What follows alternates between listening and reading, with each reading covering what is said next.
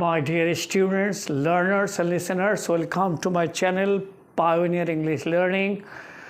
আজকের টপিক হলো indefinite article an আমরা কোথায় কোথায় বসাবো। এর আগের ভিডিওতে দেখিয়েছি ইনডেফিনাইট আর্টিকেল এ কোথায় কোথায় বসে। তো আজকের টপিক হলো যে আর্টিকেল অ্যান আমরা কোথায় কোথায় বসাবো। এর আগে আমি আর্টিকেল কী, আর্টিকেল ক প্রকার, আর্টিকেল কেন ব্যবহার করব এগুলো আলোচনা করে দিয়েছি। তো দেখা যাক আর্টিকেল অ্যানটা কোথায় কোথায় বসে।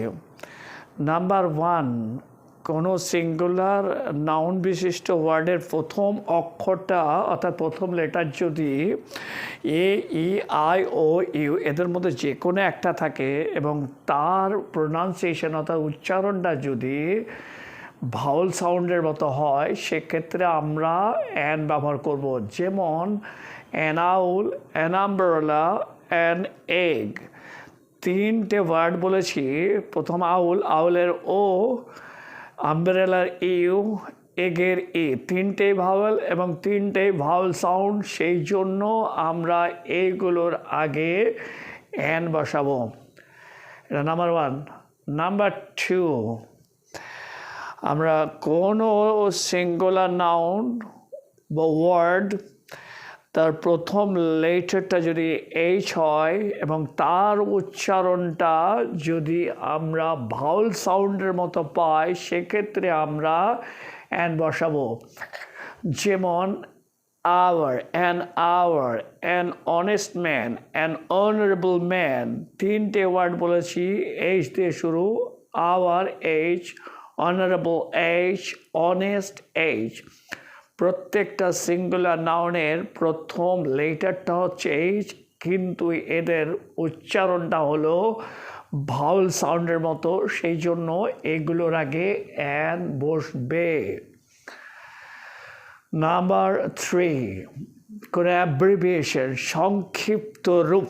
যেমন সংক্ষিপ্ত রূপ MA, SDO, MP, এই যে তিনটে বললাম abbreviative form, MA, M, SDO, A and then MPA, প্রত্যেকটা উচ্চারণের ক্ষেত্রে আমরা এ সাউন্ডটা পাচ্ছি অর্থাৎ একটা ভাওয়েল সাউন্ড পাচ্ছি, সেই জন্য MA, MP, SDOর আগে অ্যান লাগবে।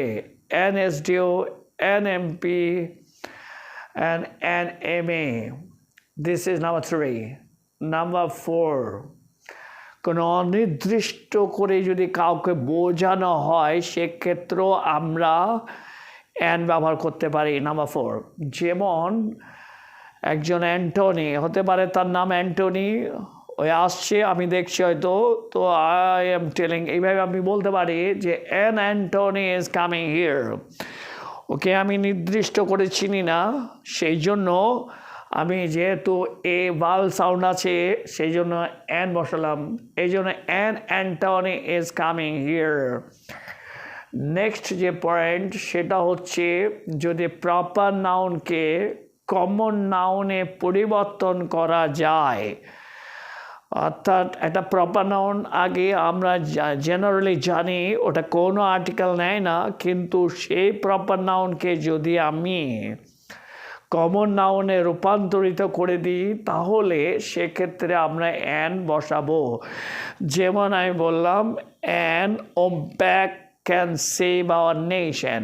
ওমব্যাক সাপোজ একটা নাম, তো সেই নামের আগে ও ভাওয়েল সাউন্ড আছে, Ombak, Ombak can save our nation. So এখানে আমি অন্য নামও দিতে পারি, an Omar can, an Omar, an Omar can save our nation. মানে কোনো একটা নাম আমি দিয়ে দিলাম, সেখানে আমি বললাম কি এর উচ্চারণটা আমি যদি ওয়ের মতো অর্থাৎ সাউন্ডটা যদি ভাওয়েল সাউন্ডের মতো করি, ভাওয়েল সাউন্ডের মতো হয়, সেক্ষেত্রে আমরা অ্যান বসাবো। এরপরে কোনো ন্যাচারাল স্বাভাবিক ঘটনা, কোনো স্থায়ী জিনিসের ক্ষেত্রে আমরা অ্যান বসাবো। যেমন the man is an Italian, he is an Indian, she is an Indonesian.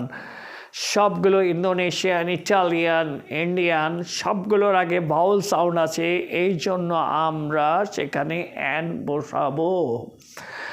এরপরে যেটা কোনো শ্রেণীগত চরিত্র, কোন শ্রেণীতে অবস্থান করছে, যদি সেই শ্রেণীকে আমরা বোঝাতে চাই তাহলেও আমরা কিন্তু সেক্ষেত্রে অ্যান বসাবো। যেমন হি ইজ অ্যান ইঞ্জিনিয়ার, এটা তার profession, he is an engineer, he is an apprenticeship, he is an ইমপ্রুভার, যে ইমপ্রুভ করে।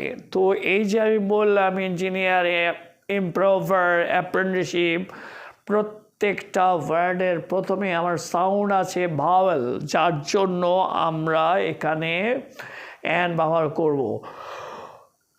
অর্থাৎ যেখানে বসিয়েছি এখানে কিন্তু তার এখানে কিছু ব্যতিক্রম চরিত্র এখানে বললাম। এই যেগুলো বললাম এগুলোর ক্ষেত্রে আমরা অ্যান ব্যবহার করব।